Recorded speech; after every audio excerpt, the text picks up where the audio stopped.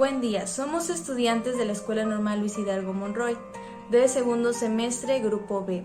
Como es de su conocimiento, las condiciones sociales y de salud nos impiden reunirnos de manera presencial.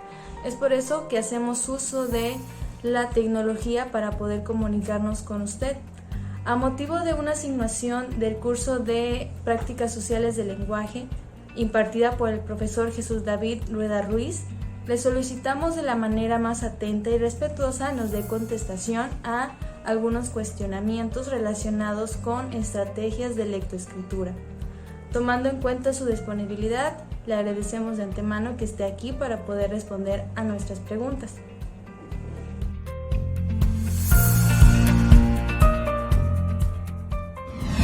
Buenas tardes, mi nombre es Omar Alejandro Velasco Sumaya, soy licenciado en Educación Primaria, egresado orgullosamente del CECER Luis Hidalgo Monroy. Trabajo en una escuela multigrado rural, en una zona indígena. Estoy a cargo de los grupos de primero y segundo grado.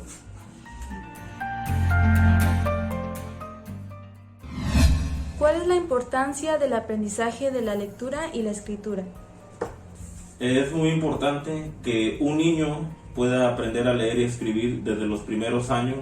Estamos hablando de los 4 o 5 años, porque es la forma de comunicación que tiene hacia las demás personas que lo rodean y con quien convive a diario. Es de suma importancia que logre escribir de manera correcta y expresarse de manera correcta, y la expresión viene de la lectura. ¿Cómo cree que el estudiante desarrolla la capacidad de comunicarse por medio de la escritura? La capacidad de comunicarse por medio de la escritura. Principalmente la necesidad. La necesidad del estudiante lo hace que desarrolle cierta habilidad de escritura, porque sin esta el estudiante no puede realizar actividades dentro del aula. Tiene la necesidad de hacerlo de manera forzosa. Es muy importante que logre hacerlo bien. ¿Cuál es el rol del docente en la adquisición de la lectoescritura? El docente juega un rol muy importante en este momento de los primeros años de educación básica, porque si el alumno no logra tener las bases principales para poder leer y escribir de manera adecuada, tendrá un gran problema con el paso del tiempo. Va a avanzar, va a pasar a otros grados y va a ser muy difícil que en los últimos grados de educación básica logre adquirir esos conocimientos. Si no es así, el alumno no va a lograr desarrollar ciertas competencias que se le piden, principalmente para la vida, ya no tanto en la escuela, sino en su vida cotidiana. ¿Qué factores influyen en el aprendizaje de la lectura y la escritura? Tenemos factores cognitivos, sociales, emocionales. Hay diversos factores que influyen mucho en que el estudiante logre adquirir estos aprendizajes de lectura y escritura. ¿Qué factores escolares o extraescolares pueden afectar la adquisición del lenguaje? Principalmente en la escuela, el desarrollo emocional, como se está marcando mucho en la nueva escuela mexicana. El desarrollo emocional del alumno es importante para que logre adquirir esos aprendizajes. También el entorno social donde el niño se desenvuelve es fundamental para que el alumno pueda ser un buen alumno y adquirir todos los aprendizajes adecuados. Si el alumno viene de una familia disfuncional, o que vive con sus abuelos, o que vive con sus hermanos o con sus tíos, se dificulta mucho en estos casos que un alumno que viene de un núcleo familiar de este tipo logre adquirir los aprendizajes de manera correcta. ¿Cuáles son las dificultades más relevantes que se presentan en los alumnos para el aprendizaje de la lectura y escritura? Dificultades que, en mi caso he encontrado muchos problemas de alumnos que tienen motricidad en la escritura, y problemas de dislexia también, y también problemas familiares. Son los principales problemas que he encontrado en mi caso durante 3 años que estoy trabajando con primero y segundo grado.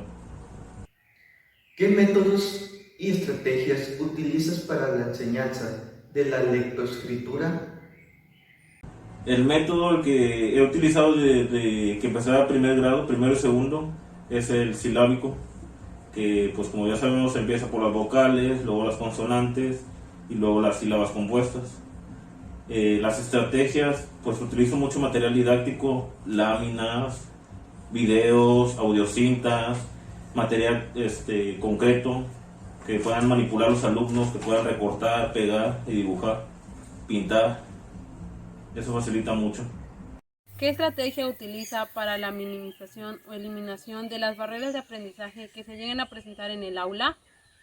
Pues el diálogo con los padres o con los tutores es fundamental en este caso como estrategia, porque los niños de primer grado suelen presentar muchas dificultades siempre en los primeros meses del ciclo escolar cuando entran, y se tiene que llevar un trabajo en conjunto padre, alumno y maestro.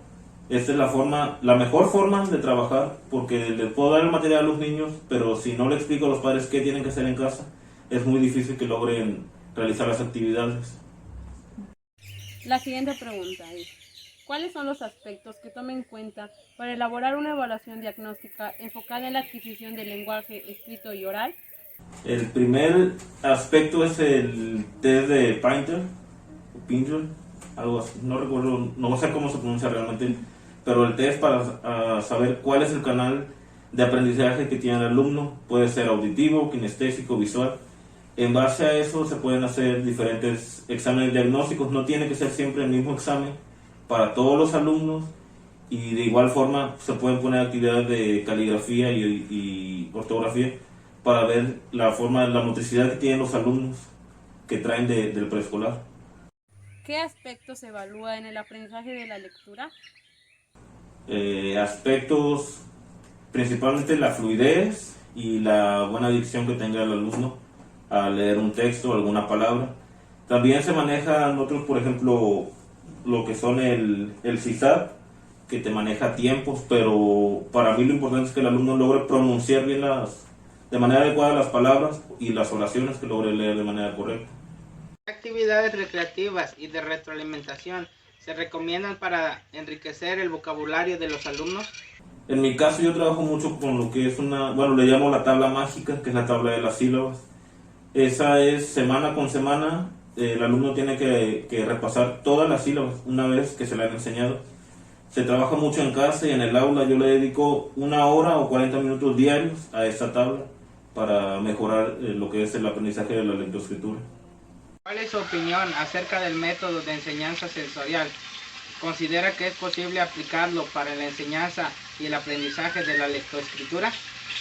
Bueno, hasta donde tengo entendido, el método sensorial es donde utilizas todos los sentidos, todo lo que te rodea.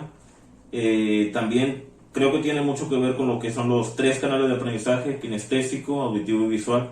Y de cierta forma hay actividades donde los alumnos y nosotros como maestros, de manera, no se puede decir inconsciente, porque sabemos que las actividades se van, en primer grado siempre se utiliza lo que es manipulación de objetos, material concreto. En mi caso, que yo les proyecto videos o les pongo audios, o sea, trato de dentro de mi método, que es el silábico alfabético, introducir también lo que es el sensorial. Siento que es muy bueno porque todos los alumnos todos en sí, no importa que si es el más rezagado o el más alto, al final los niños desarrollan sus habilidades a través del tacto, del oído, de los diferentes sentidos que tienen. ¿A qué cree que se deba que los alumnos actualmente no cuentan con los conocimientos suficientes acerca de la escritura y la lectura en el nivel primaria? Bueno, actualmente lo que he visto, no tanto donde trabajo, sino en otros medios, en las zonas semiurbanas o urbanas, es que los medios de comunicación, la tecnología afecta mucho al alumno. La tecnología está desplazando mucho el trabajo del docente. Ahorita ya utilizan más tablet, teléfonos. Vivimos en una era moderna, pero siento que la tecnología ha influido mucho en que el alumno haya perdido ese interés, que los niños pierdan el interés por la lectoescritura, por aprender a leer, por aprender a escribir de manera correcta. Ahorita ya están más enfocados en cosas que tienen que ver con tecnología. También influye mucho los padres. O sea, que los padres de cierta forma no les exijan a los alumnos a sus hijos, que tienen que hacer de manera correcta las cosas, que tienen que aprender en la escuela. No, al contrario, los motivan dándoles zapatos electrónicos o no les ponen atención. o en mi caso, que trabajo en un área rural marginada, pues los padres no están, se ausentan mucho. Eso también influye mucho en que los niños pues no logran adquirir los aprendizajes de manera correcta. Se le agradece su disposición y su cooperación para dar respuesta a los cuestionamientos realizados, y también se le agradece por el tiempo que nos dio para poder contestar nuestras preguntas, porque es de gran importancia esta información para nosotros como docentes en formación. Se le agradece mucho y que tenga un lindo día.